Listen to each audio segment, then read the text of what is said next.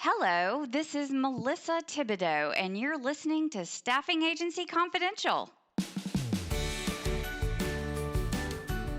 This is a place where I will share invaluable insights, in-depth interviews, and insider secrets collected during decades of trekking through the staffing industry trenches. It's time to help your staffing organization achieve sustainable growth, gain a competitive advantage, and land larger clients. So let's do this. Hey, Beth, how are you today? I'm doing great. Thank you. Good. Good. I'm so happy to have you here on Staffing Agency Confidential. Everyone, this is Beth Miller with Executive Velocity. She focuses on leadership development, succession planning. She's an author, a speaker. I mean, wow, I don't even know how to describe you, Beth. You're quite the expert on many things. So welcome. Well, thank you. Thank you. I'm excited to be on this podcast, especially since a lot of my work early on was in staffing. Oh, was it? That's right. That's right. We talked about that, and so you've come full circle today. Yes, I Good. certainly. Yeah. Well, Beth, wow. I mean, there are so many things going on in the world, and there are so many things that we could talk about, really. You know,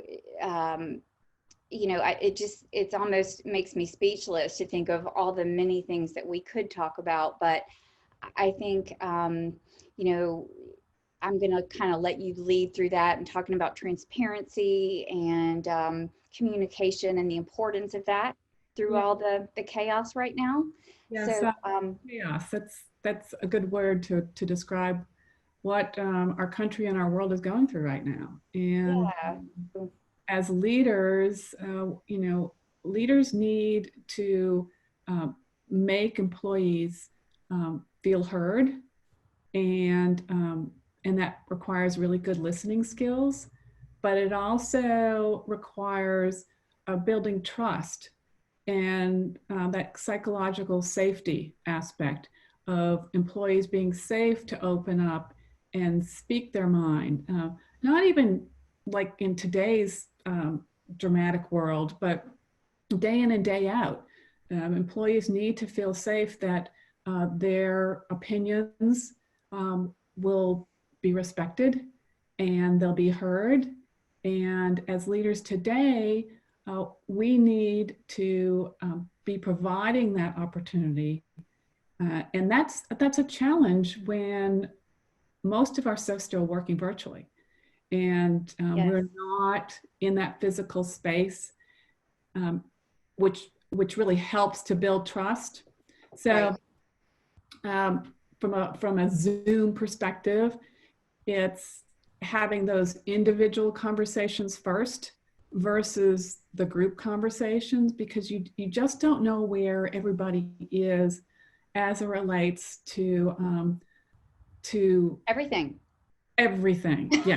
I mean, it's like, okay, do I Yeah. talk about this? Can I not talk about that? I mean, especially in the world of staffing where everything is, we're dealing with such a diverse group of people, Mhm. on all levels Right. that, internal and external. And it's just, you know, you just don't know what to talk about, what not to talk about, and but you want everyone to feel safe, like you said. On a basic level, how do you achieve that? How do you achieve that transparency and that communication if, prior to all the chaos that's been going on, it was in the staffing world, it's go, go, go, go, go, go, go, and there's not much stopping to develop. Well, I mean, there is, but there's not as much as we would like. So Yeah. how do we move forward with that transparency and communication when it's not been a huge thing prior? So, that's an interesting question, Melissa, because pre-COVID, most leaders were focused on results. Where are you in the staffing world? Right. Where are you Staff rankings, person, right? staff Uh, rankings, KPIs. exactly. So But what I've noticed, and it's been a great shift, is post COVID, because everybody was, had to go through a lot of change very quickly in those first several weeks, and then it's dragged on, where we thought initially, oh, this is going to be a month and we'll be back to work. That didn't happen. Right. But the leaders focused on the people first. So when they got on to Zoom calls, they wanted to make sure that you, Melissa, that you were okay. What this is a different scenario, and how can I support you so that you can perform to your best? And each person had a different situation. They may have little kids where they were having to teach them at home. They may have elderly parents where they're concerned about bringing back the COVID to the house, where there was somebody that was vulnerable. Right. So that change in behavior by leaders has actually, I think, set the groundwork for having these harder conversations around race and equity and things like that. That is a great point. Yeah, I mean, I had not thought about it in those terms. So I think that leaders have a better platform to talk about these things than if these situations had come before we went through COVID. Right. Yeah. Right. I completely agree with that. Wow, I hadn't thought about it from that perspective, but if we have to, do all these things all at once, I mean, I guess it's, that we had something to have a foundation built with. So that's a great point. Thank you for that. And I would also say that, for many of us, it's a really difficult conversation. We've never had to talk about these things. So there are experts out there that can help facilitate those conversations. Mm-hmm. And if you're not comfortable inquiring and listening to those different points of view, you're not going to come across sincere. So yeah, and that's worse than even asking. Exactly. Yeah. So there's I've seen a lot of, like on LinkedIn and things, of resources out there that could be very helpful. I said that before we had all the protests and we were dealing with COVID, there were people that were very fearful about re-entering the workplace. Some of them to the point where it was almost irrational fear. And that's when I would ask the question, well, gosh, do you really, leader or HR, do you really feel like you have the tools to help this person? You may not. So now's the time to have them, reach out to the Employee Assistance Program and get some help. That some professional, right. One-on-one Exactly. type help. Yeah, that was something I learned really early on in coaching, is that a coach can only do so much for an individual. Right. If they have psychological, deeply rooted issues, I'm not trained. I'm not a therapist. Right. I'm a coach. So what I do is I do have resources.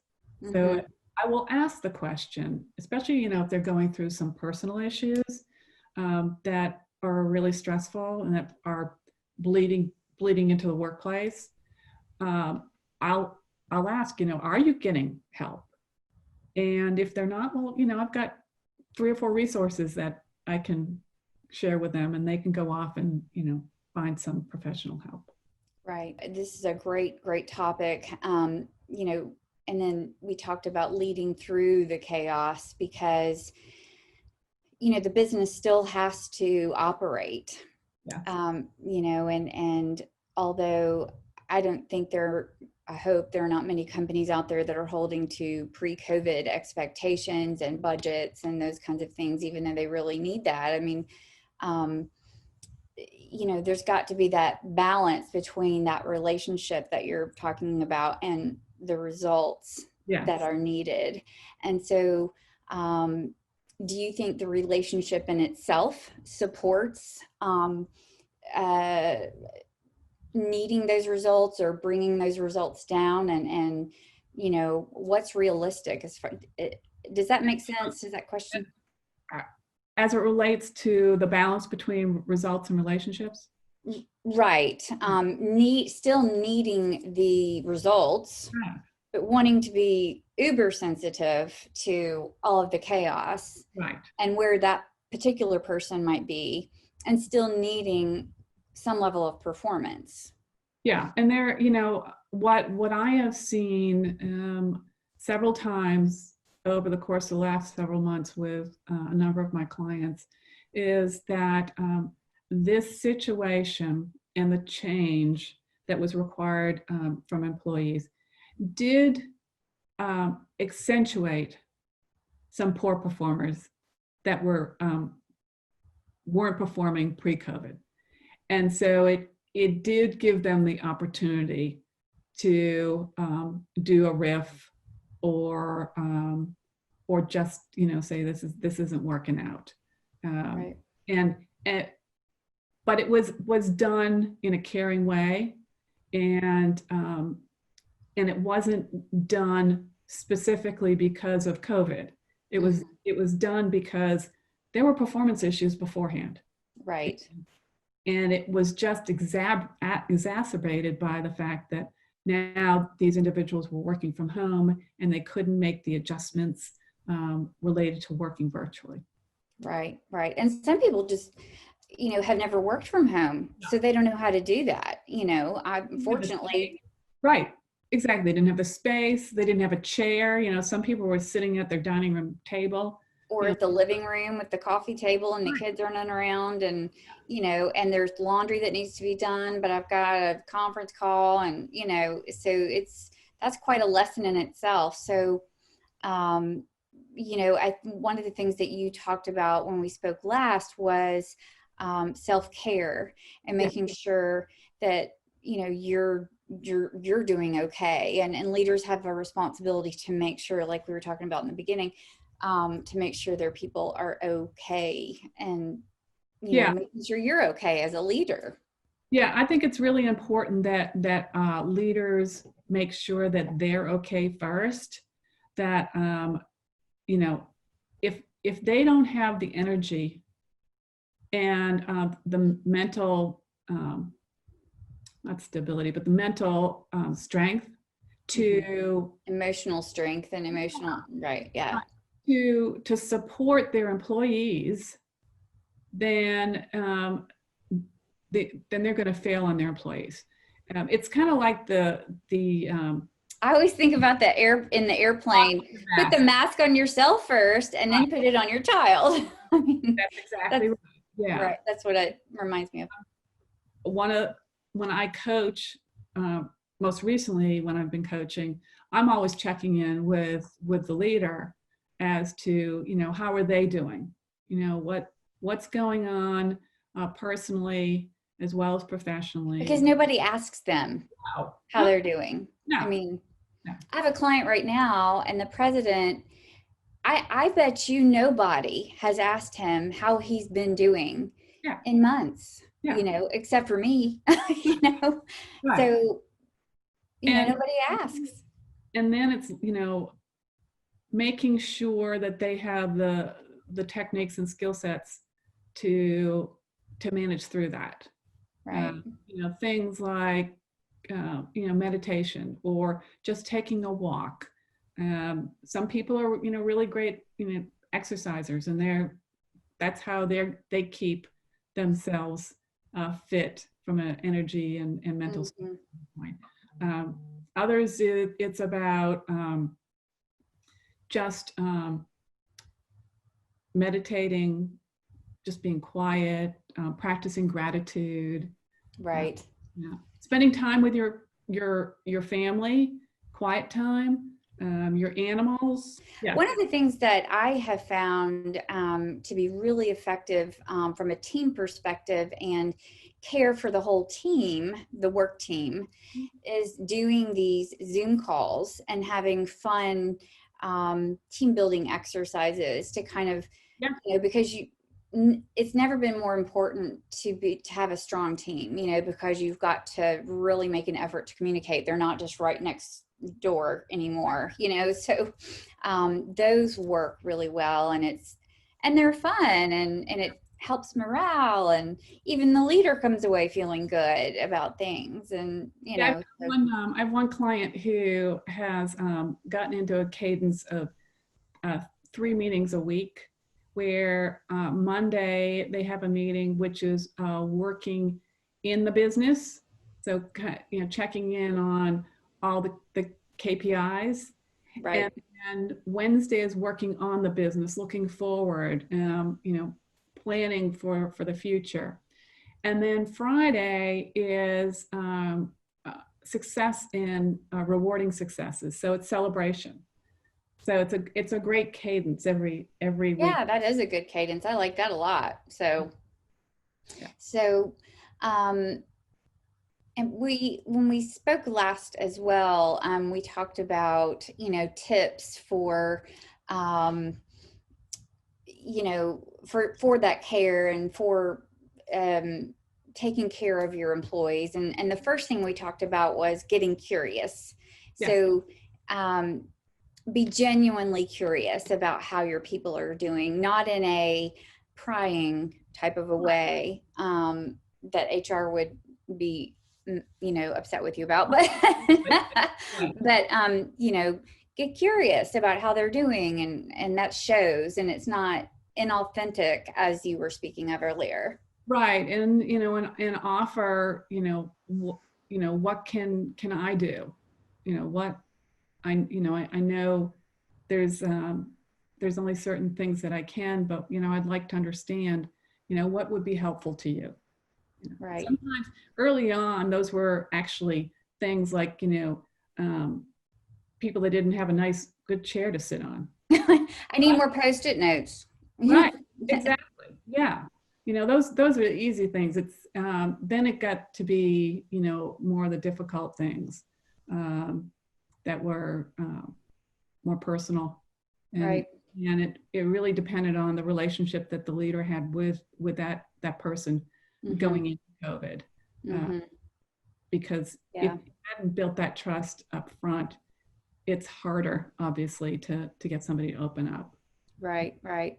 I've had conversations where the person that I'm speaking with gets very emotional and tears, and I am somewhat emotionally equipped to deal with that on a personal level with people in my personal life, but from a work perspective, um,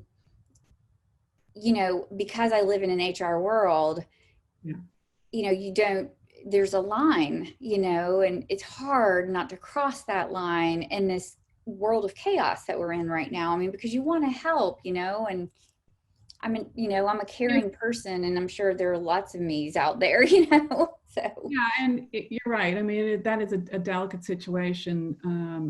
I've had it happen several times.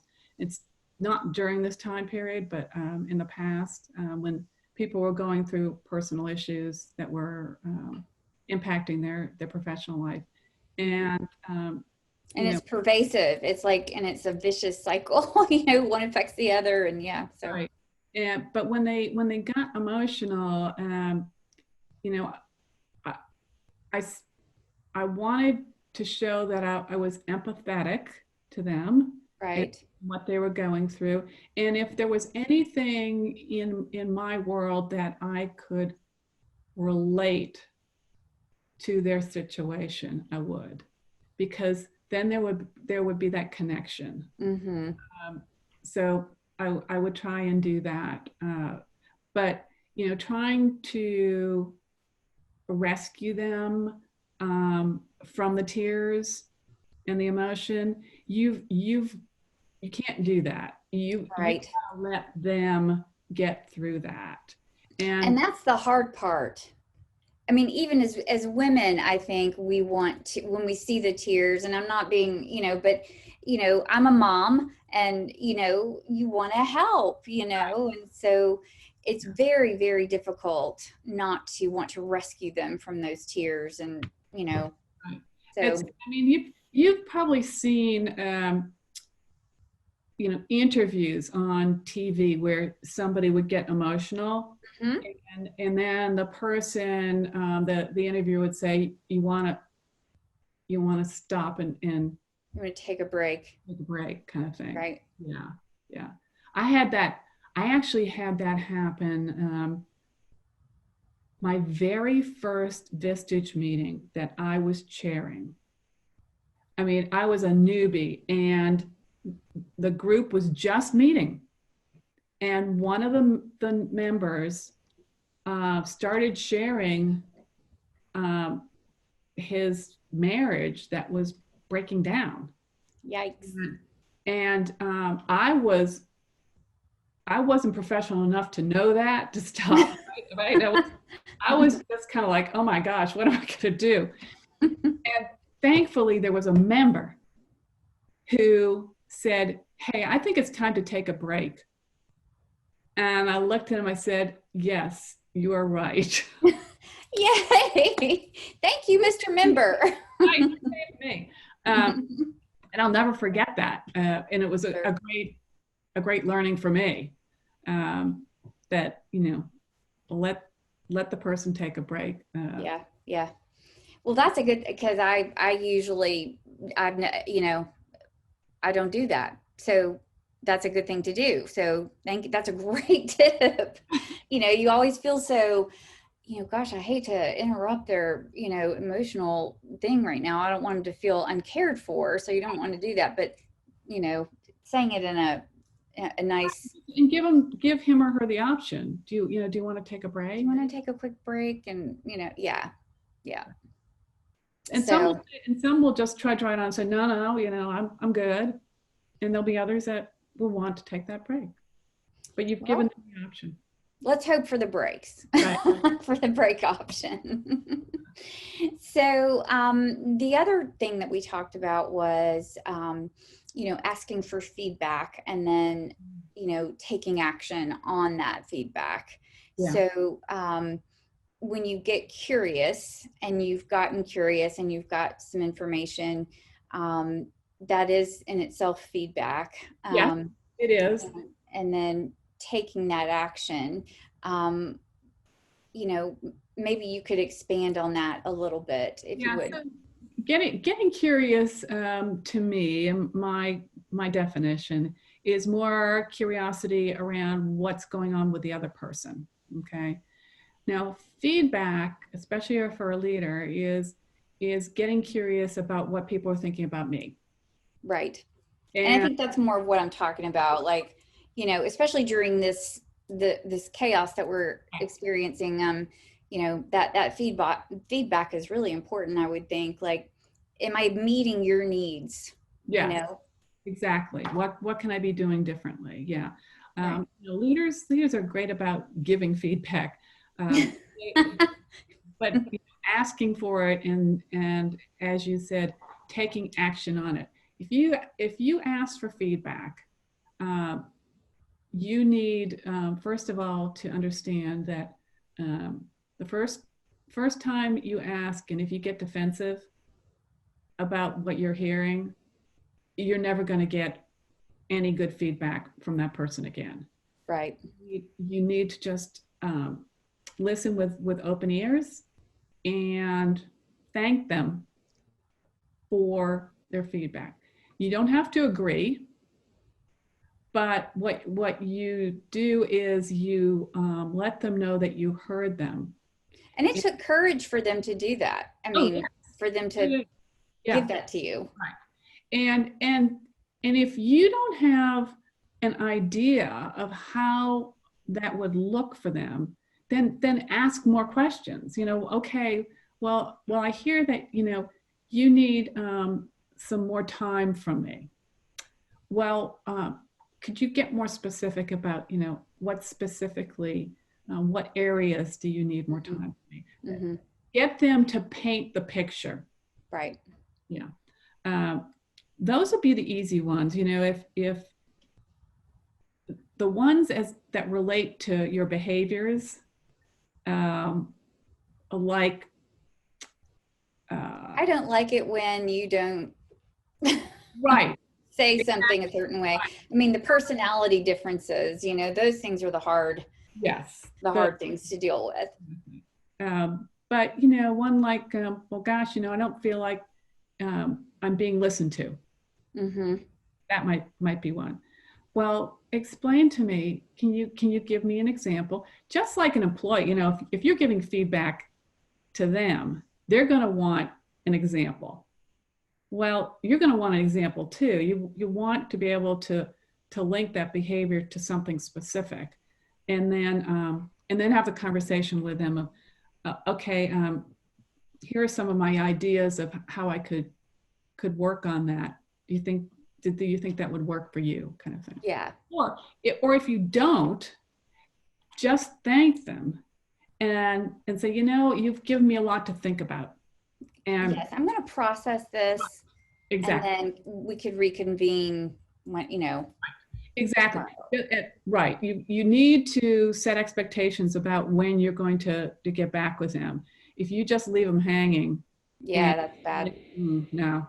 Yeah. And you need to hold yourself accountable. Like for me, like if it's not on my calendar, like it's not, holding myself accountable for things like that is really important to myself anyway. Making sure that I do get back. But so the other, thing that I think people or especially staffing agencies are struggling with is, how do we keep the ball rolling? Perhaps they had some great momentum pre-COVID and pre-chaos, and keeping that those relationships going with the prospects and the relationships with the clients and all of those things, and from an accountability perspective with their employees. Yeah. What do you understand what I mean? Like, okay, so KPIs are one thing, and we've kind of had to say, okay, let's set this aside a little bit for the chaos, but we need to make sure that we are still keeping that momentum going. Yeah. When someone is not, because they're having a hard time working from home or any other issues. Do you have any advice for that for the staffing folks or anybody really? Yeah, I think it's that whatever advice I give is probably generic across industries. Yeah. Because really all companies are dealing with this right now. Sales, for instance, salespeople, a lot of them are at a loss. They are used to meeting people face to face, not having a sales meeting over Zoom. I would like to think that they are learning from their mistakes and refining their process through this period of time, because my sense is sales will change long term, especially those companies that do like the big deals where they've got national accounts and they're having to have salespeople on planes. A lot of that's going to go away. They've executives have realized that they can close big deals on Zoom. They don't need to have 3 people on a plane going to LA to. Exactly. And I speak about that all the time. Like you can do the same thing on Zoom that you were doing. And, some of the articles that I've written, I'm like, this article is still very relevant today. You can do this you just do it a slightly different way, and you ask for a Zoom meeting instead of, can I come by at 2 o'clock tomorrow, or what have you. And you can still close those big deals. I Right. mean, and you're not the only one that's trying to do it that way, you know? Exactly. So, Right. so everybody's used to that. Yeah, so I think, as it relates to, getting results and driving towards success and towards those goals that a company has created for this year. I think, I think most companies have looked at those goals and said, hey, year end is not going to be what we expected. It'll be down X%. But that doesn't mean that we're not going to stop driving towards that goal. Right. Right. There's a balance, especially in sales. There's a balance where you want to keep driving that salesperson to deliver results, but you don't want to have a goal set in front of them that's just impossible based on Right. nothing that they did. And Right. that's where the relationship comes in, and the transparency and the communication, and them feeling safe. And, Right. that's everything we've been talking about comes together. So that's why I think all of that is so important, because, they're going to be dropping like flies. So, and one of your big areas of expertise is succession planning. Yes. So I want to let you talk about that a little bit, if you would, Sure. if you don't mind. And I know succession planning is difficult in this environment, or in this climate. So how can we continue or start succession planning, or even continue it in the midst of this? Yeah. So, a lot of people right now are not talking about succession planning. Right. I mean, I feel kind of silly even bringing it up. They're talking about survival. Yeah. I always approach succession planning with companies as a subset of your business plan. That every business plan should have a succession plan associated with it. Because if you're looking out, 3 years from now, your organization may need to look different than it does today in order to get to your third. And we have no idea it's so new normal and all that. I mean, like, what is it going to look like 3 years from now? So if somebody's in the midst of a succession plan and trying to keep that going, I mean. Yeah. So, I mean, if you already have a succession plan, then the majority of the work that is yet to be done is developing the successors. You've identified the high potentials based on core competencies that your organization needs for individuals, and leadership competencies. You've assessed the people in those key positions, and you've created a development plan to fill gaps within the competencies and skills that they need for that next level. So really, it's continuing to drive the development efforts through this period of time.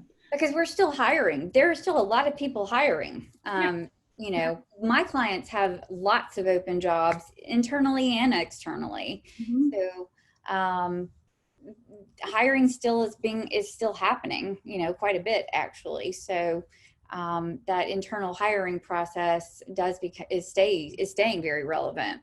Yeah, and that's the other part of implementing a succession plan is, you've got your talent pool of high potentials that you're developing, but there may be positions that you've identified that you need 3 years from now that don't exist today, but you're going to need that position filled in 3 years. Well, you may have then, with your high potentials and the assessment you've done on them, decided that there might be a future position that none of the high potentials will ever be able to fill. It's more than likely because of some sort of functional experience, like a CFO, for instance. You might have a controller, but that controller is never going to be a full CFO. So that's your opportunity during that those 3 years to start looking for a CFO that's going to fit. Right. Yeah. Got it. So, well, I have so enjoyed this conversation. We're right at about 40 minutes now. So, is there anything else that you think is important that you would like to speak about before we wrap up? I think, just as a wrap up, I would like to offer your listeners, I've been doing it for the last couple of months since COVID, a pro bono coaching session for 30 minutes. And it's helped a number of leaders kind of get unstuck and be able to kind of look around for alternatives in certain situations. So if anybody is interested in that, they can reach me on my website, which is executive-velocity.com. And then they can find me on LinkedIn as well. And you have some great blog content on your website. I have blog content, and I also have a lot of resources out there too, free resources. So, that's a great offer. And I hope that a lot of people will take you up on that, because you are very good at what you do. And you exude this a calmness about you that is very, very comforting. So I might take you up on that. Little do you know, I'm a duck. My feet are just going a mile a minute into the water. Aren't we all?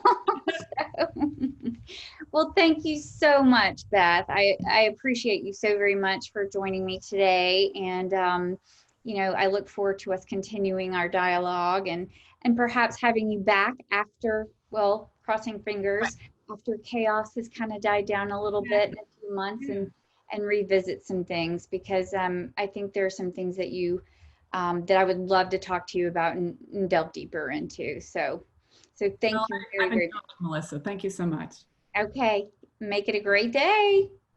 And thanks everybody for listening. And be sure to take Beth up on our offer and connect with her on LinkedIn as well. It's she's a great person. So thanks again, Beth, and we'll talk soon.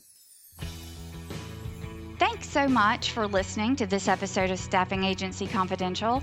And as always, I'd love to connect with you and learn more about what you're up to professionally. The best place to do that is over on LinkedIn, where you can find me by searching for Melissa-Thibodeaux. Also, if you're enjoying the podcast and have a minute, it would mean the world to me if you could leave a rating and review of the show on your favorite podcasting app. Thanks again for listening, and until next time, I'll see you in the staffing agency trenches.